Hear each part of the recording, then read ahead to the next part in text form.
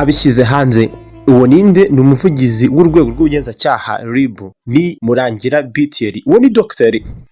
Sobanukirwa imikorere y'inganda z'inzoga z'ibyuma zoretse ubuzima bwa benshi mu Rwanda.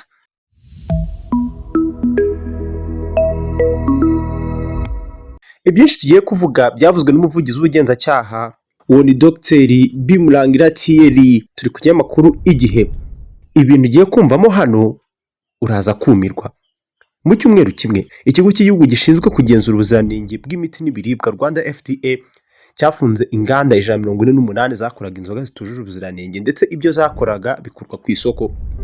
Ikibazo inganda zose zafunzwe zihuje nuko zakoreshaga ikinyabutabire cya ethanol kitujuje ubuziranenge, ibyatumaga inzoga zakoraga cyangwa se izo nganda zakoraga zihinduka uburozi, zikica abazinyoye cyangwa se zikabashegesha bikomeye, ibyatumye abanyarwanda baziha amazina arimo ibyuma. Mbere yo gukomeza, banza ukande like kuri iyi video, unakore subscribe kubera ko tuba twabahaye amakuru koko. Isuzuma ryakozwe ryagaragaje ko abantu 50 bishwe n'inzoga zitujuje ubuziranenge kuva muri Mutarama 2026, abantu 100 barahuma. Kugeza muri Nyakanga mu gihugu hose habaruwe abantu 11,000 bagizwe imbata n'izi nzoga, ku buryo kuzireka byatwara igihe kirekire cyangwa se igihe kinini. Mu mukwabu ukomeye wo gufunga inganda zikora izi nzoga nka Ingufu Gin, NBG Group na African Buffalo, mu gihugu hose hamaze gutabwa muri yombi abantu 80 barimo ba nyirazo ndetse n'abakozi bazo barimo abari bashinzwe gusuzuma ubuziranenge n'ibindi. Ku tariki 8 Kanama, umuvugizi w'urwego rw'igihugu rw'ubugenzacyaha RIB Dr. Murangira Thierry yagaragaje ko izi nganda zabagamo akavuyo kenshi mu mikorere yazo kuko zitagiraga abize ibijyanye no gutunganya umusaruro. Muti bimeze biti? Mu magambo ye ati inganda zasuwe zasanzwe harimo abantu badafite ibyangombwa, akagenda akazana abakozi bo mu muryango we, ugasanga aravuga ngo yitaye kubo mu muryango we atitaye kuri ba bantu babyigiye.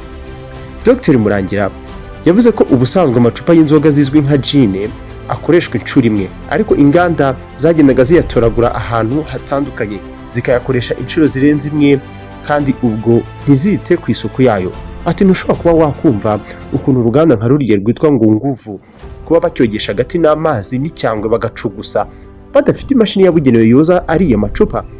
Uribaza rero uruganda nka ruriya rwasaga nk'ari cyitegerezo, ushobora kubaza izindi zifitemo ubushobozi buke uko zimeze. Umuvugizi wa RIB yasobanuye ko ethanol igira amabwiriza yihariye kubera ingaruka ishobora kugira ku buzima bw'abantu zirimo n'urupfu, ariko ko inganda zayibikaga mu buryo bunyuranyije n'amategeko. Ati ubundi ni ikinyabutabire kigira amabwiriza kigenga kubera ingaruka gishobora kugira ku buzima bw'abantu harimo n'urupfu. Ikintu cyagaragaye rero nuko iyi ethanol yagiye igaragara ibitswe ahantu hatabugenewe. Dr. Murangira yasobanuye ko iyo ethanol ibitswe nabi ishobora guhindura umwimerere nk'igihe iri ahantu hari ubushyuhe, igahinduka uburozi bwica cyangwa se bwangiza ubuzima bw'abantu mu bundi buryo. Ati ikinyabutabire cya ethanol iyo ukibitse ahantu hashyushye gishobora gutera ibyago by'ubushyuhe, gutera inkongi, cyangwa se iyo bagishyize ku bushyuhe bwinshi umwimerere wacyo urahinduka. Iyo uhindutse gihinduka uburozi.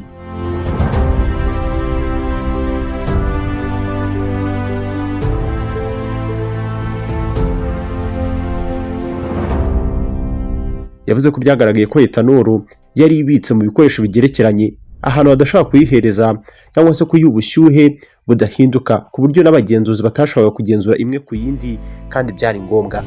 Dr. Murangira yasobanuye ko mu gukora inzoga habaho kuvanga ethanol n'amazi mu rwego rwo kuyigabanyiriza ubukana kugira ngo igere ku kigero cyifuzwa, ariko ko ibyo atari byo abantu bakoraga, ntabwo ari byo byakorwaga mu ruganda Ingufu Gin. Ati ubundi nka kiriya kigega bavangiramo kigomba kuba gifite ibipimo byo kuvuga ngo hano ni litiro 20, 25, 35. Ibyo bintu ntabiriho. Ni ukuvuga ngo basukamo, uje akajya hejuru akarungurukamo akagereranya ngo niba iri aha biba birimo litiro iyi n'iyi, ubwo nawe nyumvire, ubwo ngubwo agashyiramo amazi gutyo. Umuvugizi wa RIB yavuze ko iki kintu kitoroshye kuko ariho hazira gushyiramo ethanol ifite ubukana burenze ubushobozi bw'umubiri w'umuntu, ikaba yakwangiza ubuzima bwe. Ati tekeza gufata urwego mu kigega cya litiro nka 500, umuntu agafata urwego akarungurukamo akavuga ngo iyo bigeze aha buriya haba harimo litiro izi n'izi. Ibyo ukabikora ku kinyabutabire cya ethanol, uzi ingaruka iyo kirengeje alcohol kigira ku mubiri w'umuntu.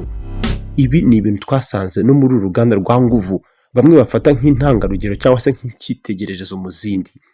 Dr Murangira yavuze ko umuntu utumiza etanol mu mahanga agomba kuba afite icyemezo kigaragaza ikigero cy'ubukana bwayo n'ibiyigize, ariko ibyo bitigeze bikorwa, byatumye izi nganda ziyikoresha kandi zitayisobanukiwe. Ati ubundi wowe utumiza ugomba kugira icyemezo cy'ubusesenguzi cya alcohol yinjiye. Uwabyohereje ntabwo yamwandikiye ati iyi etanol ikozwe gutya na gutya, iriho ubukomere n'ubukarihe bwayo kuri iki kigero. Yarabimubwiye gutyo gusa, undi nawe arakira arakoresha. Ntizerekana ibikoresho fatizo zakozwemo, ishobora kuba yarakozwe mu kintu tutanaza ahubwo icyo ari cyo.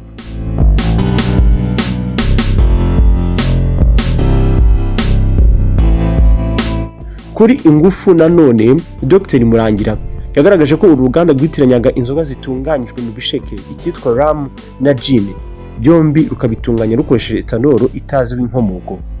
Ati ni ukuvuga ngo harimo no kubeshya abantu. Gin yo ishobora kuva mu binyampeke, ibigori cyangwa se ibirayi birimo isukari, wifata akabisabika, hanyuma bakaza kubikuramo bakayungurura, bagakora umutobe, bakawucanira, ikivamo ubwo niba ari ibigori ubwo tukaba dukoze gin. Wumve ko we iriya etanol azana abeshya abantu ngo iyi ni rum, kandi ibiyigize nawe ntabyo azi, kandi noneho ni nimwe. Ikindi cyagaragaye nk'uko Dr Murangira yayisobanuye ni uko imipfundikizo y'amacupa yashizwemo izi nzoga nayo yagombaga gutabwa nyuma yo gukoreshwa, ariko ko izi nganda zakomeje kuyikoresha bituma ibinyobwa bitakaza umwimerere, bikora uburozi. Ati utabyumva ngo umufuniko wataye igihe, uvuge ngo ni akantu gato. Ni akantu gakomeye kuko bituma umwimerere w'ikirimo gipfundikiye utakara. Iyo umwimerere utakaye, cya kinyabutabire kiremamo ibindi bintu bishobora kurema uburozi.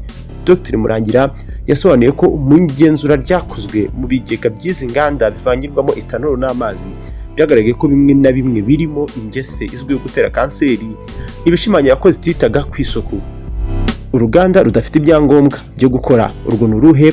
Umuvugizi wa RIB yagaragaje ko ikigo cyitwa Télé Test and Nutrition Rwanda aricyo cyahaga inganda zose bitera impumuro flavors kugira ngo zibikoreshe mu nzoga, nyamara nta cyangombwa cyari gifite cyo gukorera mu gihugu. Ati ibi bitera impumuro, ubikwirakwiza n'uyu witwa ngo Télé Test and Nutrition, niwe ujyanira ngufu gin.